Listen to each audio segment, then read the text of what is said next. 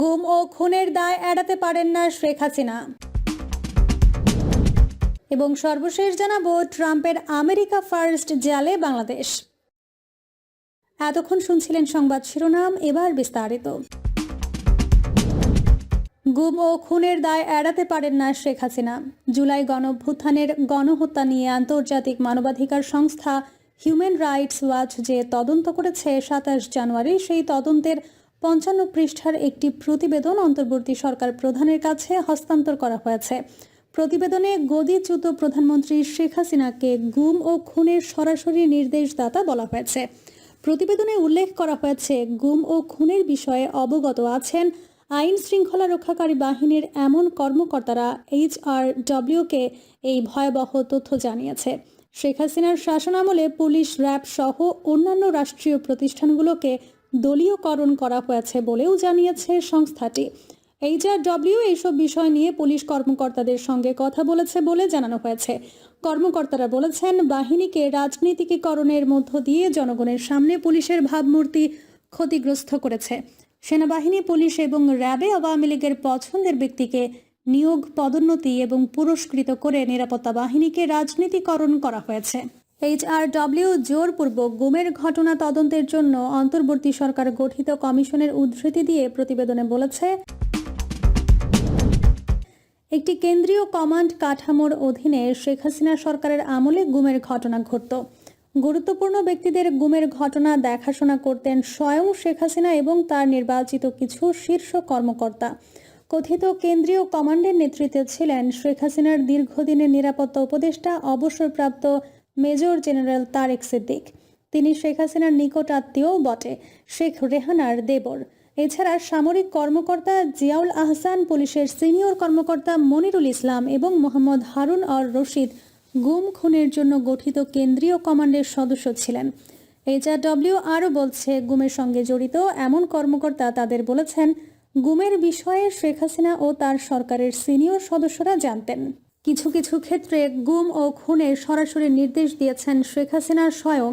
শেখ হাসিনা গদিচ্যুত হয়ে যাওয়ার পর বহুল আলোচিত আয়নাঘর থেকে ছাড়া পাওয়া ব্রিগেডিয়ার জেনারেল আবদুল্লাহ আমান আজমি, মীর আহমেদ বিন কাশেম, মাইকেল চাকমার আটকের বিষয়ে শেখ হাসিনা আগাগোড়াই জানতেন। এছাড়া বিএনপির নেতা সালাউদ্দিন কাদের চৌধুরীর সন্তান হুম্মাম কাদের চৌধুরীকেও যে গুম করা হয়েছিল সে ব্যাপারেও শেখ হাসিনা অবগত ছিলেন। বেআইনিভাবে আটকে রাখার বিষয়ে মুখ বন্ধ রাখার শর্তে হুম্মামকে 2017 সালের মার্চে মুক্তি দেওয়া হয়েছিল। আজমি, আরমান ও হুম্মাম তিনজনই বিরোধী দলীয় নেতাদের সন্তান।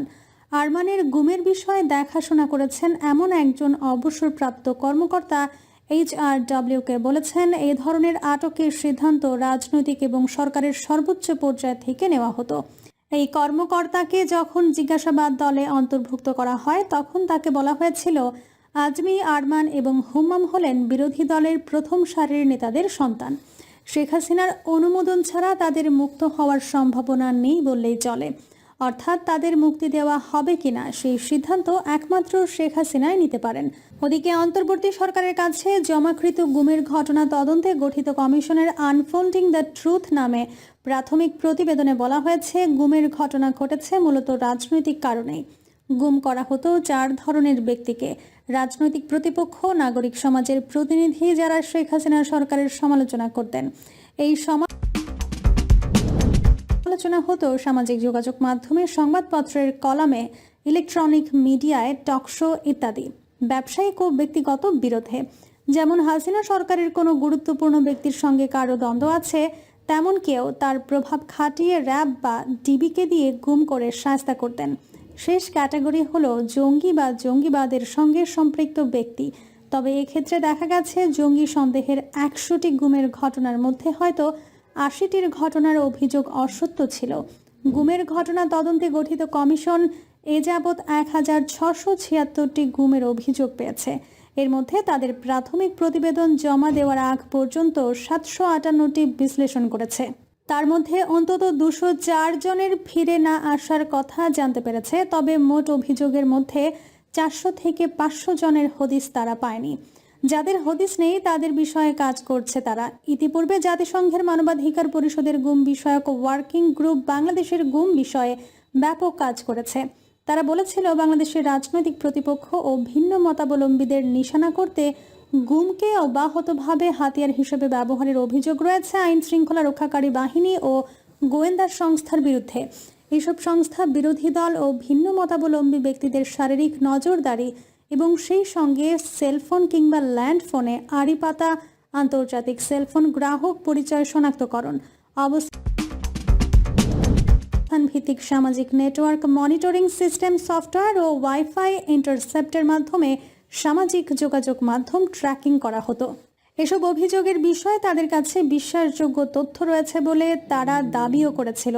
Declaration on the protection of all person from enforced disappearance অর্থাৎ গুমের শিকার হওয়া থেকে প্রতিটি ব্যক্তির সুরক্ষা সংক্রান্ত ঘোষণার লঙ্ঘন এবং এই ঘোষণা বাস্তবায়নে বাংলাদেশে যে বাধা দেওয়া হতো এমন অভিযোগেরও প্রমাণ পেয়েছে জাতিসংঘের মানবাধিকার পরিষদের ওয়ার্কিং গ্রুপ।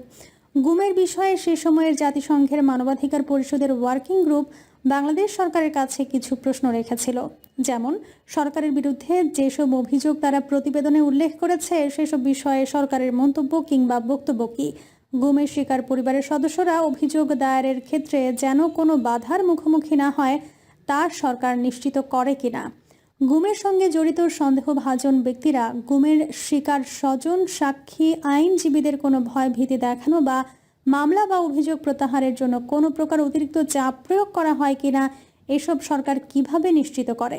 ভয়ভীতি বা চাপে পড়ে কোনো আনুষ্ঠানিক অভিযোগ করতে না পারলে, বিশেষ করে এ ধরনের অভিযোগ নথিভুক্ত অসম্ভব হয়ে পড়লে সরকার কিভাবে গুমের ঘটনা যথাযথ কর্তৃপক্ষের মাধ্যমে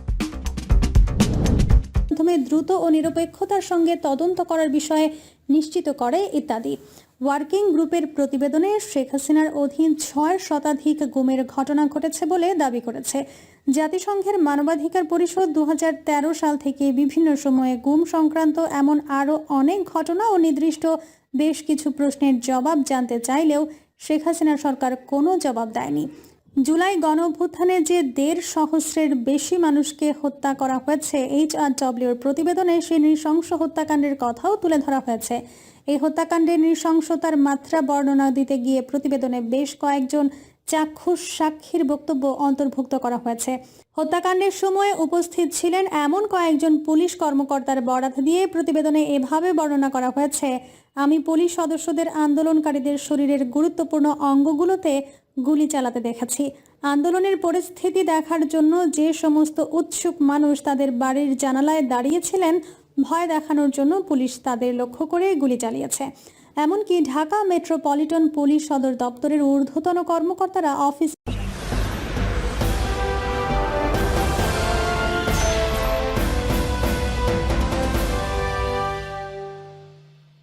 Audio Jungle.